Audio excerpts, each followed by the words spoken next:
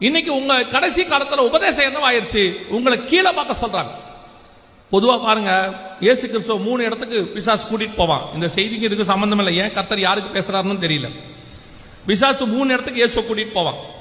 4ஆம் அதிகாரம் மத்தியில இருக்கு, கூட்டிட்டு போவான். முதல்ல சொல்ற வார்த்தை வனாந்தரத்துல வச்சு இந்த கல்லுகளை அப்பமாக்கி புசியும். இப்ப நல்லா கவனிங்க, கல்லு எங்க இருக்கும்? கீழே இருக்கும். இப்ப இயேசு அதை ஜெயிச்சிட்டார். அடுத்த எங்க கூட்டிட்டு போனா? தேவாலயத்தின் உப்பரக்கிக்கு. இப்ப என்ன சொன்னா? தாழ குதியும். எங்க குதிக்க சொல்றான்? கீழே. அதையும் இயேசு ஜெயிச்சிட்டாரு. இப்ப எங்க கூட்டிட்டு போனா? மலையின் உச்சிக்கு, சிகரத்துக்கு. இப்ப என்ன சொன்னா? பூமியில் உள்ள அத்தனையும் காட்டினா. அதுவும் எங்கதான் இருக்குது? பிசாசு எப்பவுமே கீழானவைகளை குறித்து தான் பேசுவான், கீழானவைகளை குறித்து தான் காண்பிப்பான், கீழான உள்ள ஆசீர்வாதங்களை உங்களுக்கு சொல்லுவான்.